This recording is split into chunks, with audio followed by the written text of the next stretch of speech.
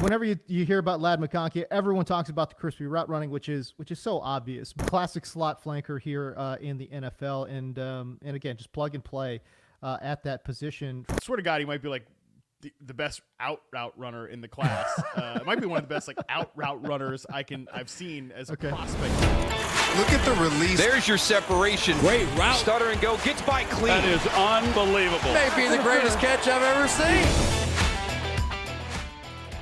All right, so Matt, again, whenever you hear about Lad McConkey, everyone talks about the crispy route running, which is so obvious. But man, the one thing I'm just so impressed by, he just has a stupid ability to sell vertical. I mean, almost every single route he's selling vertical, even though he's not gonna necessarily go vertical. But his ability to sell vertical to me is so impressive. He's got that violent upper body shoulder shake that allows him to kind of sort of really juke a defender out of their shoes, man. And that is able to create quite a bit of separation whenever he's working underneath. Yeah. And the thing where that shows up most to me, that he's the selling vertical stuff and like his vertical route success rates are good. Like there's a reason teams buy that, because I mean, you look at his 9 route success rate's really high. His post route success rate is really high. But man, when he runs out routes, okay, which is downfield route anyways.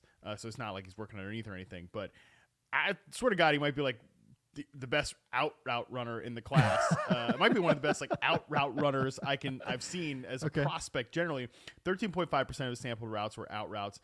He has his success rate, 83.3%, is crazy high for that kind of volume on out routes. And it's because a lot of what you said there, where he is able to sell that vertical pattern and snap to the side. Really working man coverage extremely well. He's got those head fakes. He's got just like his eyes are downfield. He is selling that vertical route. He's selling that 9 route. And then he's off to the side. And what I also really love about this, and I was talking about this with Brett Coleman on the Bootleg Football podcast, that's going to be out pretty soon. And Brett made this point. It's so accurate about his out routes. Is he's always like working to the quarterback. Like he's not just like running it like it's written on paper. I mean, sometimes he does when the space is there, but like when he's working man coverage, man, he's always running that thing just like 90-degree angle, perfect snap off. It's beautiful. These are big boy routes, okay? These are not little back to the hole. Do not call this guy, the gym rat lunch pail slot receiver. This is not gym rat lunch pail slot receiver stuff. This is big boy outside receiver stuff against man coverage, running out routes, selling that vertical route. Yeah, that's why he's like not a slot. He's an outside receiver. Now, I think we're going to talk about the limitations in his profile. The biggest thing that does stand out to me, which I think, as much as I'm saying he's not one of these gimmicky slot receivers, he's bunny hop slot receivers, he's a vertical slot. If anything, you're going to want to get him some inside reps. You're going to want to play him off ball at flanker because he's not great against press coverage. 44.4% success rate versus press. That's a very low mark. That's where I'm kind of like, okay, obviously you're not lining this guy at X receiver. Of course, he's not really going to be that player to me. But I think you could certainly line him up outside, maybe 50-60% of his snaps, but you want to get him some inside work so that he can get those free releases, because he really makes his money there. Yeah, a classic slot flanker here in the NFL, and again, just plug and play at that position for sure. Let me go back real quick on the press score. 44.4% success rate versus press. That is good for 8th percentile among prospects. So again, to Matt's point, not great against press coverage, so you want him off the line, getting away from press, which is great. But can I get you to circle back and talk about zone? Because I tell you what, again, when I watch this guy's film, by the way, this is a player where I meant to go in and watch maybe 3 games or something, 3 cut-ups of this guy. And then I just kept going, because it's just like, it's so much fun to watch this guy work. But yeah, his ability to find spaces in zone coverage, I thought, was really, really impressive. 100%. Super impressive. Smart player.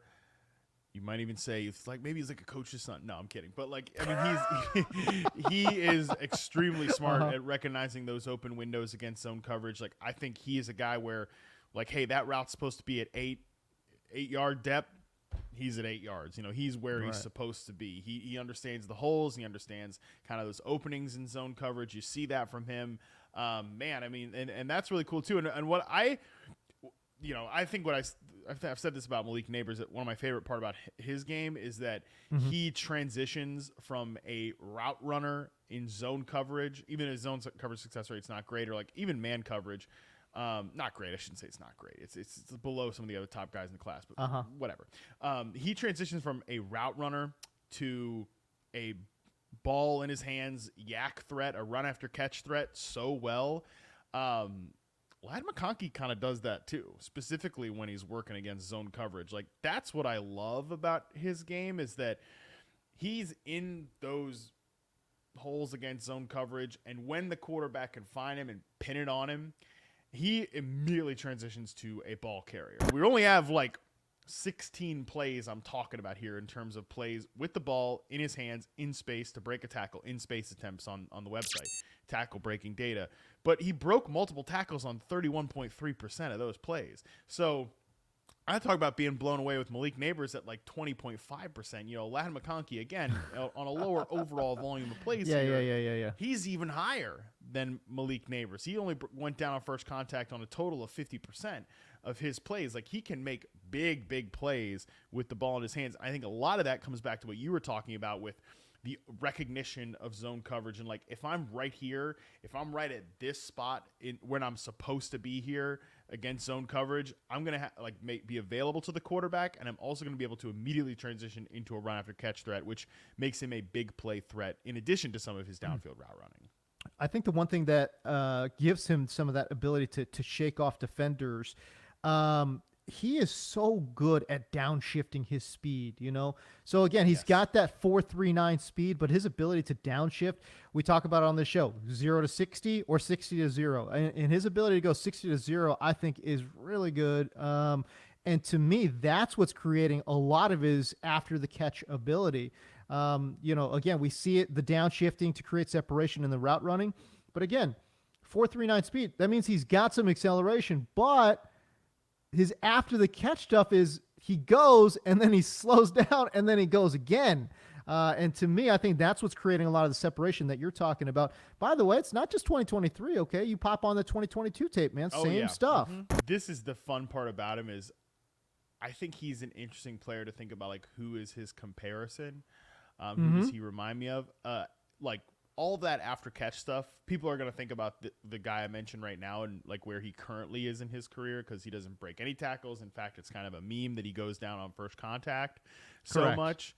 He gives himself up sometimes on contact, which I think has been a little overstated, but is the truth of Tyler Lockett's game currently. Yeah. But as a route runner, from a deployment perspective, interesting. Like from just the overall route portfolio, you're going to want him running. I do think like you can use Lad McConkey like the Seahawks have used Tyler Lockett.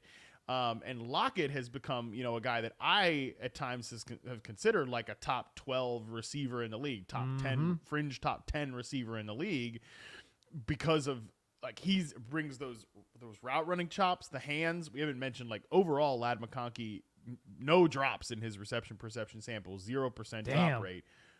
But he does, he's not the best like in tight coverage, contested situations. No. But Lockett has been, right? Like Lockett's been a guy that will make unbelievable catches along the sideline and tight coverage and stuff like that. That's where I think like if Lad can hone some of that ability, like now we're talking about like a guy that could be in that Tyler Lockett sort of camp.